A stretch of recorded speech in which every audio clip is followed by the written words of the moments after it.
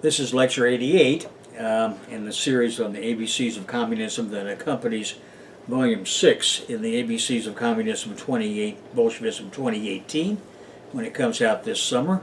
And our subject is Part 7 of the African National Liberation Wars series of lectures on this time on Zimbabwe and Greater Africa. Now, the arrival of white settlers in that part of Africa known as Zimbabwe was resisted by the indigenous peoples from the beginning, which was in the 1890s when white men claimed to govern the country. In 1960, UK Prime Minister Harold Macmillan said Britain's new policy was going to be to grant independence to its colonies in Africa under black majority rule. Naturally, the fascist regimes of that time in Africa were opposed to this decision. So on the 11th of November 1965, accordingly, Zimbabwe, then called Rhodesia by its own white fascist regime, declared its independence of the British. Of course, fellow fascists in South Africa to the south and Portugal, then bordering Mozambique to the north, were in complete agreement.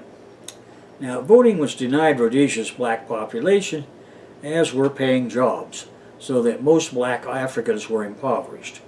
Whites owned most of the fertile land, while blacks were crowded onto barren land, following forced evictions or clearances by the fascist authorities. African nationalists were confronted with the necessity of armed struggle to bring about independence. Two nationalist organizations, the Zimbabwe African People's Union, ZAPU, Z-A-P-U, and the Zimbabwe African National Union, ZANU, Z-A-N-U, started to fight the white fascist regime of Ian Smith. In August 1973, ZANU and its military wing ZANLA were fighting its own war against Smith, as was ZAPU. In 1975, ZANU split into two wings. One was loyal to Robert Mugabe, and another to Ndabaningi Sithole. Later, these became ZANU-PF and ZANU-Ndonga. In June 1979, the governments of Cuba and Mozambique offered direct military assistance. DPRK Army officers taught Zimbabwean militants, that is North Korea, how to use explosives and arms in a camp near Pyongyang. By April of 1979, 12,000 ZANLA guerrillas were training in Tanzania, Ethiopia, and Libya, while 9,500 of its 13,500 cadres were operating in Smith's occupied Zimbabwe. South Africa's then fascist regime provided material and military support to Smith, and inevitably the Zimbabwe National Liberation War became involved in the National Liberation Wars in neighboring countries. The Angolan War from 61 to 2002, the Mozambican War of Independence from 64 to 92, and the Shaba Wars of 77 and 78. In 1980, ZANU-PF won a general election, and it has been in power ever since. ZANU-Ndonga has been the opposition party. In 1987, ZAPU united with ZANU-PF. Now, for a quick flashback. ZAPU had an armed wing called the Zimbabwe People's Revolutionary Army, or ZIPRA, Z-I-P-R-A. That was when ZAPU was aligned with the Soviet Union.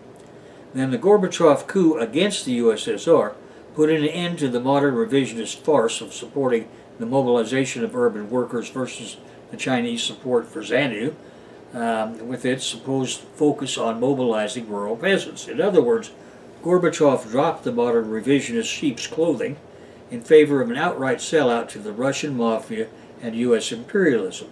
So there was no need for the Russians to continue the charade of supporting any foreign forces fighting against white fascism in Africa.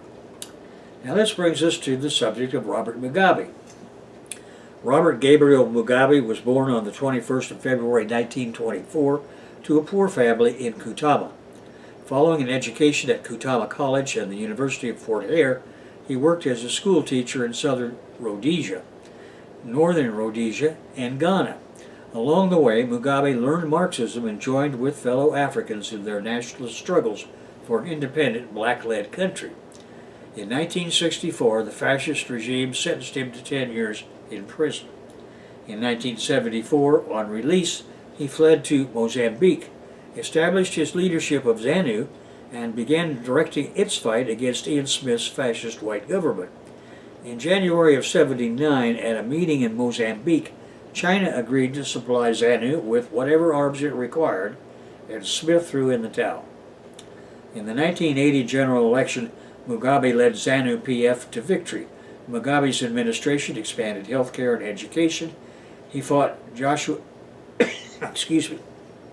Nkomo's Zimbabwe African People's Union, ZAPU, crushing it in Matabeleland between 1982 and 1985. In 1987, having rid itself of modern revisionism, ZAPU merged with ZANU. Internationally, Mugabe sent troops into the Second Congo War.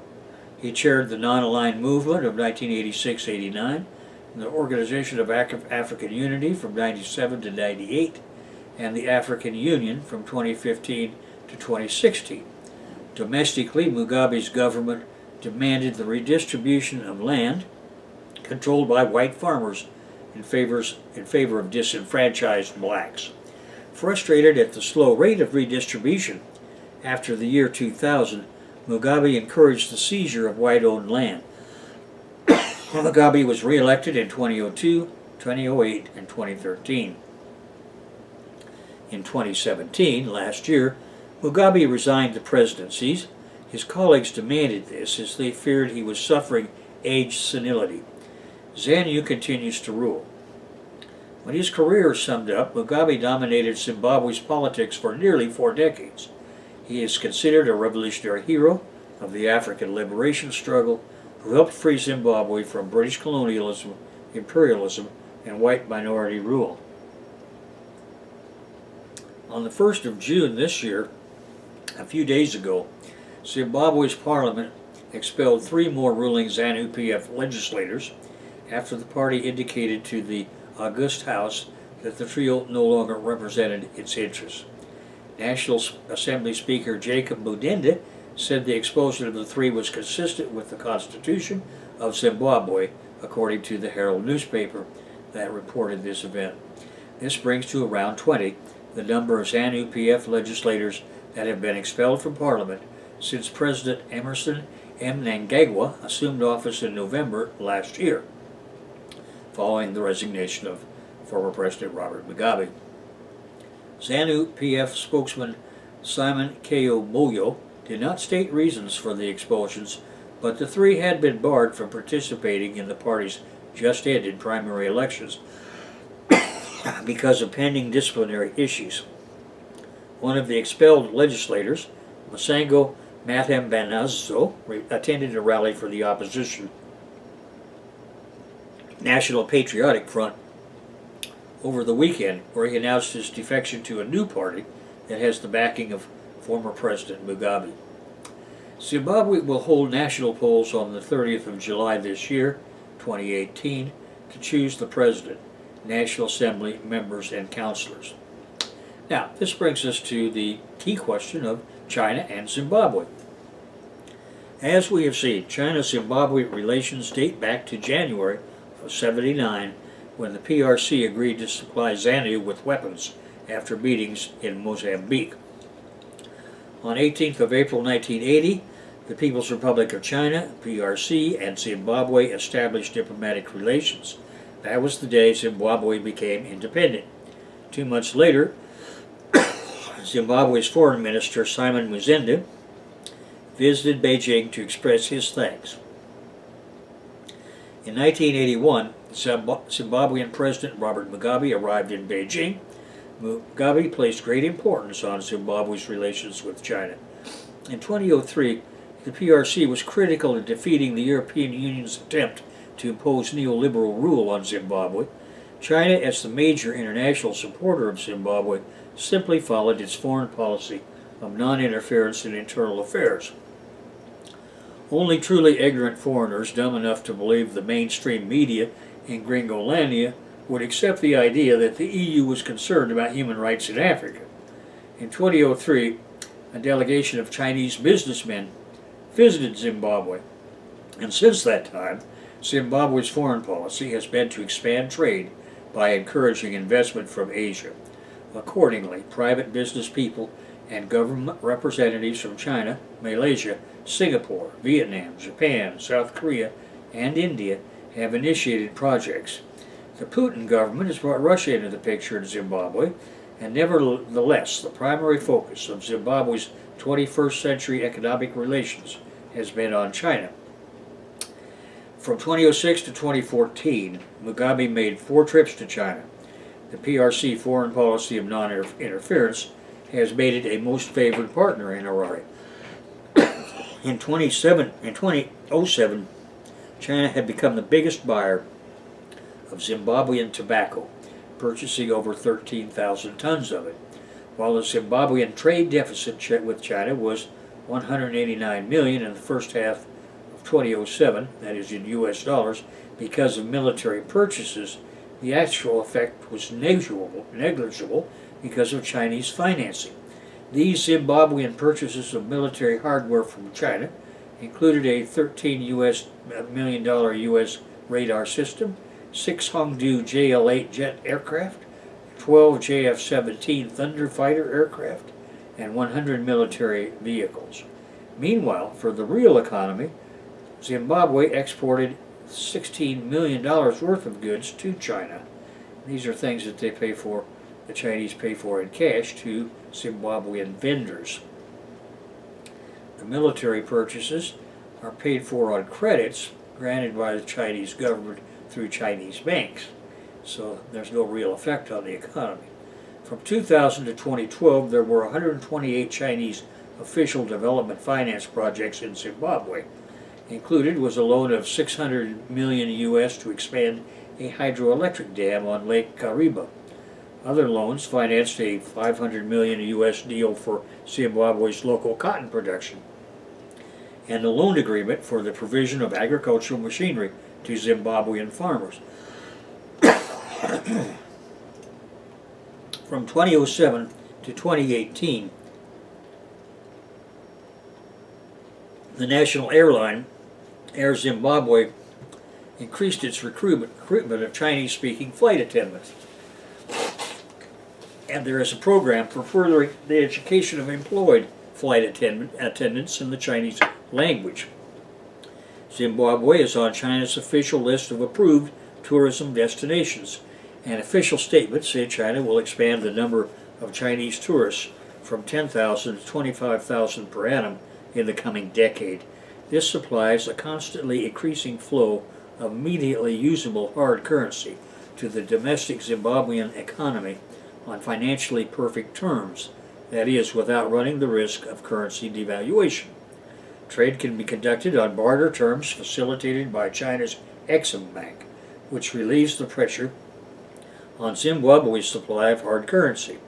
In exchange, China receives preference in the purchase of Zimbabwean platinum. In the decade since 2008, the Reserve Bank of Zimbabwe has purchased a lot of agricultural equipment to modernize the agrarian reform that has redistributed property to the mass of Africans whose land had been stolen by foreign capitalists. The PRC financing made this mechanization possible, and the farmers know it. In 2015, China accounted for the largest share of foreign direct investment into Zimbabwe by far, that is 74% of it. In 2016, the PRC forgave Zimbabwe a US $40 million debt. In 2017, Zimbabwe's Road Motor Services, RMS, a subsidiary of the National Railways of Zimbabwe, purchased 97 trucks from Camco International, a Chinese manufacturing company.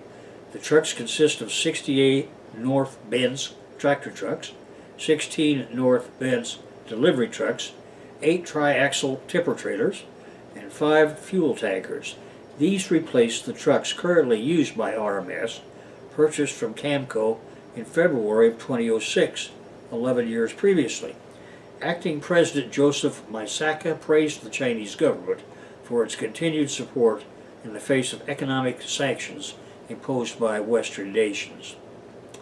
In people-to-people terms, on the 6th of January 2010, the Chinese government announced plans to award scholarships to 32 students from Zimbabwe to study in China. The scholarship program was announced by the Chinese ambassador to Zimbabwe, Shin Kang. By 2016, at least 51% ownership in local ventures went to black Zimbabweans in accordance with indigenization policies. Now this brings us to the current president, Emerson Mnangagwa. In early April of 2018, a longtime Mugabe ally and current Zimbabwean president, Emerson Mnangagwa, arrived in China. His 5-day state visit began with a meeting with his Chinese counterpart, President Xi Jinping. The trip is Mnangagwa's first state visit outside of Africa since taking over from Robert Mugabe. Xinhua reported in an interview with Mnangagwa on his economic concerns for his country. Zimbabwe has been fighting the EU imperialist monopolies, and this has hurt it as any economic blockade can hurt a less powerful country, Mnangagwa said. The issue is not only about attracting capital into Zimbabwe, it's an issue of leapfrogging after 18 years of isolation from many countries, those in the European Union, that we catch up with the rest of the developing countries. We must have deeper economic relations with China. We know the road that we need to follow to grow our economy, he said. Mnangagwa also spoke of his intention to reassure Chinese investors of the security of their investment that we have created in our own jurisdiction. China considered Mugabe a good friend in a relationship dating back to its support for Zimbabwe's War of Independence, and she reiterated the continuing support of China. I'm willing to work with Mr. President to jointly map out our future cooperation and write a new chapter in China-Zimbabwe relations for the benefit of our two peoples, she said. And he noted that China has growing interest in investing in Africa's natural resources and has poured more than $100 billion into roads, railways, mines, power lines, and factories on the African continent over the last decade. Trade between China and African countries reached $85.3 billion in the first half of 2017. She said China has been happy to see the economic reform policies that Mnangagwa put in place after the peaceful, smooth transfer of power. Mnangagwa said that Zimbabwe appreciated China's political support and goodwill, and thanked Xi for sending an envoy immediately upon his inauguration. Now, we come for a few comments on the greater African country area. On 26 May of 2018, Chinese State Councilor and Foreign Minister Wang Yi signed a joint communique with Burkina Faso's Foreign Minister for the resumption of diplomatic relations. This was 2 days after Burkina Faso cut diplomatic ties with Taiwan.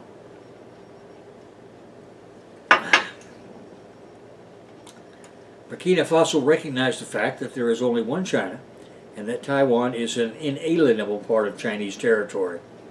The People's Republic of China is the sole legal government representing the whole of China.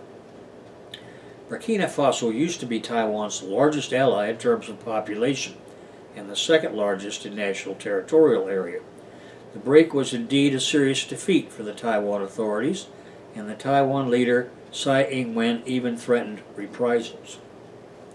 What makes Taiwanese leaders more anxious is the consistent acknowledgement of the One China policy. Less than 1 month ago, China and the Dominican Republic established a diplomatic relationship after that country cut diplomatic ties with Taiwan. From 2016 to 2017, a number of countries such as Gambia, Sao Tome and Principe, and Panama made the same choice independently. Burkina Faso said in a statement that the government has its own right to choose cooperative partners and make decisions in accordance with the interests of its country and people.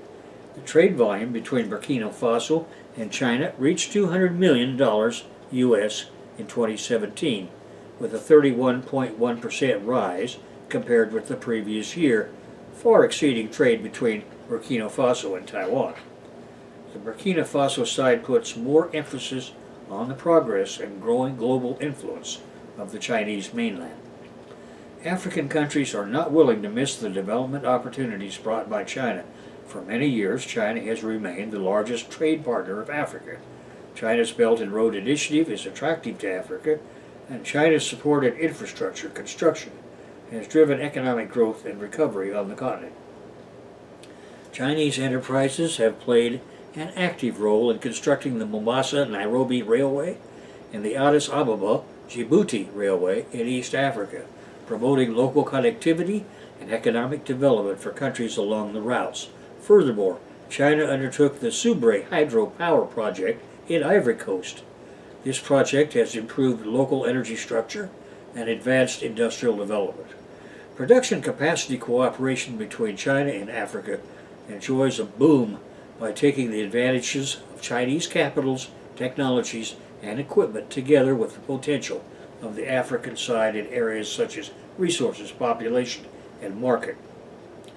The win-win opportunities have yielded bigger and better results. China has now established diplomatic relations with 177 countries. Only 18 countries still have diplomatic relations with Taiwan, including Swaziland, the only one in Africa. Foreign Minister Wang Yi stressed that China and Africa have been longing for overall diplomatic relations. It's sincerely hoped that the only remaining African country that hasn't established diplomatic relations with China could join the big and friendly China-Africa family as soon as possible. Now is an important moment for China and Africa to enhance relations. The Beijing Summit of the Forum on China-Africa Cooperation, scheduled to kick off in 3 months, will become a historic event for unity and cooperation between China and Africa. China is willing to work together with Africa to construct the Belt and Road, to commit to win-win cooperation and common development so as to build a closer community built on common goals in the new era. Burkina Faso has made the right move, and the Chinese side has since sent out a friendly invitation to Swaziland. It's hoped that Swaziland can take the chance, make the right political decision, recognize the One China consensus, and become involved in the China-Africa development. Now, yesterday, there was more news from Mozambique about the China relationship that I decided to include here at the conclusion of this lecture. Xinhua reports from Maputo that the governments of China and Mozambique signed here on Monday agreements of 4 projects worth $100 million during the 6th meeting of the Joint Commission for Economic, Technical, and Trade Cooperation between the two countries. 100 million may not seem like a lot to a U.S. audience, but when you're a country like Mozambique, 100 million actual dollars in projects uninflated by corruption is a lot of money, putting a lot of people to work with far-reaching economic consequences. The Vice Minister of the Chinese Ministry of Commerce, Qian Keming, and Maria Lucas, Deputy Minister of Foreign Affairs and Cooperation of Mozambique, co-chaired the meeting. The two sides reviewed the achievements made by the two countries since the 5th meeting of the Joint Committee in 2015 and conducted in-depth discussions on strengthening bilateral cooperation in the areas of trade, investment, and development assistance, and reached broad consensus. The signed agreements on 4 projects include the construction of a technical institute in the central province of Sofala, the Xai-Xai Airport, the technical cooperation of the National Stadium, and the cooperation and communication of agricultural experts.